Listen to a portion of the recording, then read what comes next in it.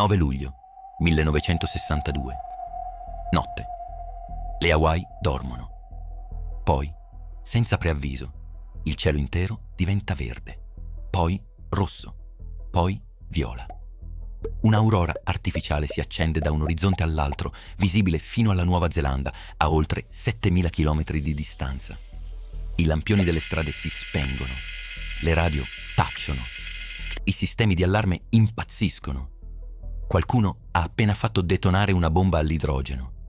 Non al suolo, non nell'atmosfera, nello spazio, a 400 chilometri sopra l'Oceano Pacifico. E quello che è successo dopo ha riscritto tutto ciò che credevamo di sapere sulle esplosioni nucleari. Fermati un secondo. Pensa a un'esplosione nucleare. Cosa vedi? Il fungo atomico, l'onda d'urto che spazza via tutto, il muro di fuoco. Giusto? Sbagliato. Tutto quello che hai appena immaginato esiste solo grazie a una cosa: l'aria. Senza aria, niente fungo, niente onda d'urto, niente fiamme.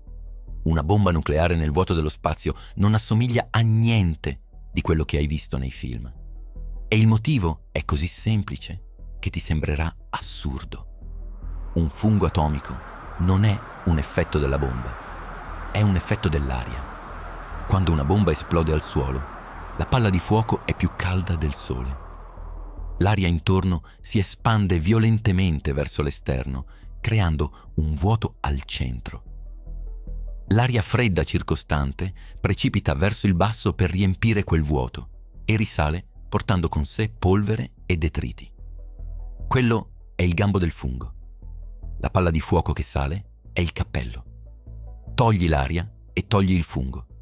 Togli l'aria e togli l'onda d'urto, perché un'onda d'urto ha bisogno di un mezzo in cui propagarsi. Nel vuoto non c'è niente da spingere. Ma allora, dove finisce tutta quell'energia? Ecco dove diventa inquietante.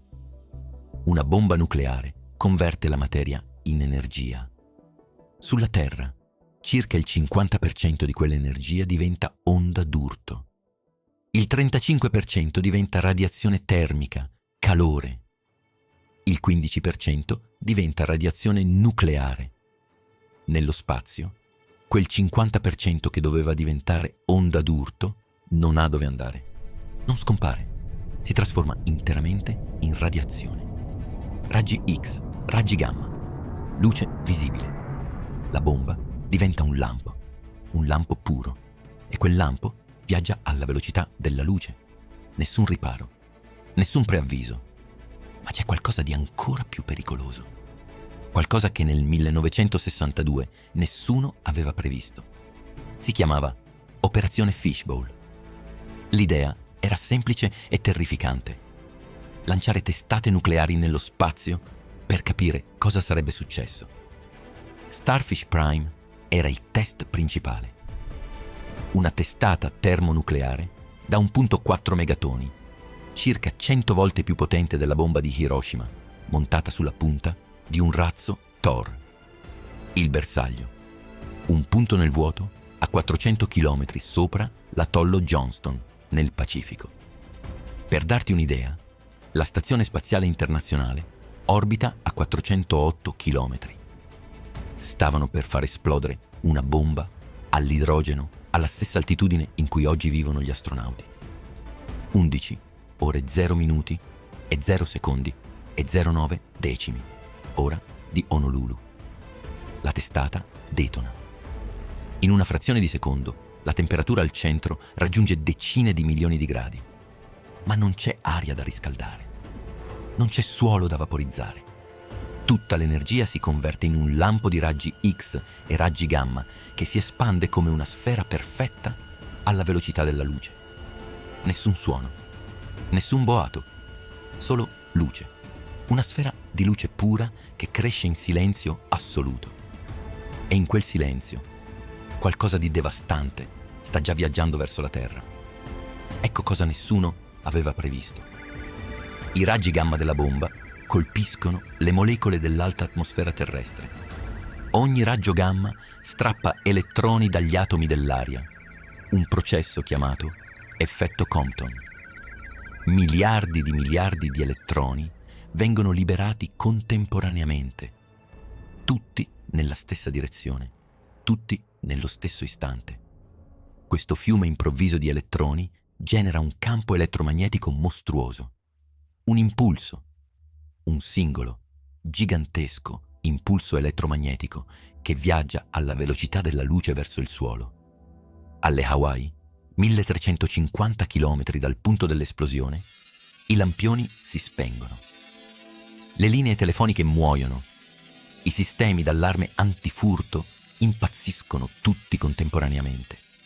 Nessun vento, nessun calore, nessun rumore, solo l'elettricità che smette di funzionare, come se qualcuno avesse spento un interruttore invisibile su un'intera catena di isole. Ma l'EMP non era l'unico effetto visibile. Gli elettroni strappati dall'esplosione vengono catturati dal campo magnetico terrestre. Spiraleggiano lungo le linee di forza, rimbalzano da un polo all'altro e quando rientrano nell'atmosfera eccitano le molecole di ossigeno e azoto. Esattamente come fa il vento solare con le aurore boreali. Solo che questa volta l'aurora non era naturale. Era verde, rossa e viola. Copriva un'area grande quanto mezza Europa ed era visibile da Samoa, da Tonga, dalla Nuova Zelanda. Un'aurora artificiale nel Pacifico tropicale, dove le aurore non esistono. La più grande luce artificiale mai creata dall'uomo. Aspetta. Ricordati di quegli elettroni intrappolati nel campo magnetico. Non sono scomparsi dopo l'aurora. Sono rimasti lì. Hanno formato una cintura di radiazione artificiale intorno alla Terra. Una cintura che è durata mesi e in quei mesi ha distrutto un terzo di tutti i satelliti in orbita bassa. Il Telstar 1, il primo satellite per telecomunicazioni commerciali, lanciato appena un giorno dopo il test, ha smesso di funzionare entro pochi mesi. Il satellite britannico Ariel 1 danneggiato. Il Transit 4B, il sistema di navigazione della Marina americana, fuori uso. 7 satelliti in totale, distrutti da una singola bomba che non li aveva nemmeno colpiti. E questo cambiò tutto. Facciamo un confronto diretto. Una bomba nucleare da un megatone esplode a livello del suolo. L'onda d'urto distrugge ogni edificio in un raggio di 6 chilometri. Il calore brucia tutto entro 10 chilometri. Il fungo atomico sale fino a 20 chilometri di altezza. Ora, la stessa bomba, stessa potenza, esplode nel vuoto orbitale. 0 onda d'urto. 0. Non un'onda d'urto ridotta. 0. Nessun suono, perché il suono è vibrazione dell'aria. Nessun fungo, perché il fungo è aria che sale. Nessun incendio, perché il fuoco è una reazione chimica con l'ossigeno. Tutto quello che rende terrificante un'esplosione nucleare sulla Terra semplicemente non esiste nel vuoto. La bomba diventa qualcosa di completamente diverso. Diventa un lampo di radiazione pura, un flash di raggi X e raggi gamma che dura una frazione di secondo e poi scompare, come se l'esplosione più potente mai creata dall'uomo fosse stata ridotta a un battito di ciglia cosmico. E qui la storia prende una piega che i militari capirono immediatamente. Se una singola bomba nello spazio può distruggere un terzo dei satelliti in orbita, allora è l'arma antisatellite più efficiente mai concepita. Non devi colpire un satellite, non devi nemmeno avvicinarti. Fai detonare una testata a centinaia di chilometri di distanza e la cintura di radiazione fa il lavoro per te, lentamente, in silenzio, per mesi. Oggi abbiamo oltre 9.000 satelliti attivi in orbita. Sistemi GPS, comunicazioni militari, internet, previsioni meteo.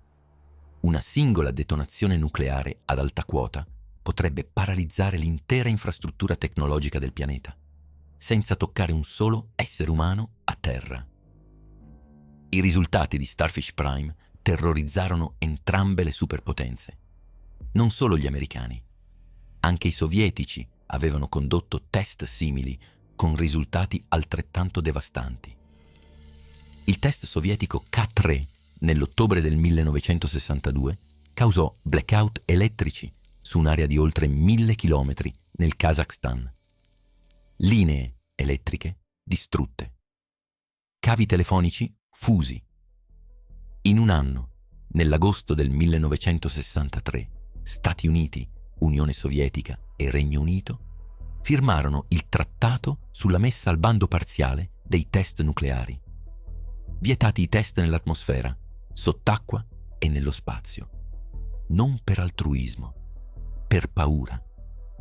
Perché avevano capito che una bomba nello spazio non distrugge una città, distrugge un'epoca. Ma perché, fisicamente, il vuoto cambia tutto? La risposta è in una parola: mezzo. Ogni effetto distruttivo di una bomba nucleare sulla Terra dipende dall'interazione con un mezzo. L'onda d'urto è energia trasferita all'aria. Il calore è radiazione infrarossa assorbita da materia. Il fungo è convezione in un fluido. Il suono è vibrazione meccanica. Togli il mezzo, togli l'effetto. È come togliere l'acqua da una piscina e poi tuffarti. La gravità funziona ancora. Tu cadi ancora. Ma lo splash non c'è. Non perché la tua energia sia scomparsa, ma perché non c'è niente che la riceva. Nello spazio, l'energia della bomba esiste ancora. Tutta. Ma non ha nulla con cui interagire tranne la radiazione elettromagnetica. E la radiazione non ha bisogno di un mezzo. Viaggia nel vuoto, alla velocità della luce, in silenzio. Ed ecco il twist. Tutto quello che ti ho raccontato finora non è storia passata, è il presente. Oggi, qualsiasi nazione con un missile balistico e una testata nucleare potrebbe replicare Starfish Prime. Non serve precisione, non serve tecnologia avanzata. Fai salire una testata a 300 km di quota sopra un continente e la fai detonare. L'impulso elettromagnetico copre un'area di migliaia di chilometri quadrati. Ogni circuito elettronico non protetto si brucia. Trasformatori elettrici, server, ospedali, sistemi idrici. Tutto ciò che dipende dall'elettricità, e oggi tutto dipende dall'elettricità, si ferma. Un rapporto del Congresso americano del 2008 stimò che un singolo attacco EMP ad alta quota sugli Stati Uniti potrebbe causare il collasso delle infrastrutture critiche per mesi, forse anni, con conseguenze potenzialmente catastrofiche per la popolazione civile. Non per l'esplosione, per il buio che viene dopo.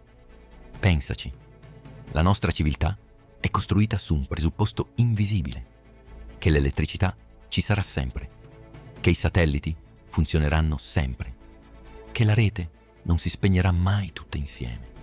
Ma un singolo evento, una singola detonazione nel vuoto potrebbe spezzare quel presupposto, non con il fuoco, non con la distruzione fisica, con un impulso invisibile che dura meno di 1/1000 di secondo. La cosa più controintuitiva di tutte è questa. La bomba più pericolosa non è quella che esplode in una città, è quella che esplode dove non c'è niente, nel vuoto, nel silenzio, dove nessuno la vede e nessuno la sente. Ma tutti ne subiscono le conseguenze. Secondo i dati disponibili e le simulazioni condotte da diversi laboratori nazionali, questa resta una delle vulnerabilità meno comprese e meno protette della nostra infrastruttura globale. Ora, un momento di onestà. Tutto ciò che ti ho raccontato sulla fisica dell'esplosione nel vuoto è verificato. Starfish Prime è accaduto. I satelliti sono stati distrutti. L'EMP sulle Hawaii è documentato. Questi sono fatti. Le proiezioni su un attacco EMP moderno, invece, sono modelli, simulazioni, stime basate su dati degli anni 60, estrapolate a un mondo tecnologico che nel 1962 non esisteva. Alcuni esperti ritengono che le conseguenze sarebbero catastrofiche. Altri sostengono che i sistemi moderni sono più resistenti di quanto si pensi. La verità è che nessuno lo sa con certezza, perché nessuno ha mai testato un EMP nucleare su un'infrastruttura del XXI secolo e nessuno vuole scoprirlo. Questa è la scienza: distinguere ciò che sappiamo da ciò che ipotizziamo. Sei su un pianeta avvolto da un guscio invisibile di elettroni, satelliti e segnali. Ogni chiamata che fai, ogni mappa che consulti, ogni luce che accendi dipende da quel guscio fragile sospeso nel vuoto. Un vuoto che non perdona. Un vuoto dove le esplosioni non fanno rumore, non lasciano crateri, non sollevano polvere. Eppure possono spegnere un mondo intero. Il silenzio è l'arma più potente dell'universo. Io sono Renderium e questa era la bomba che esplode dove non c'è niente.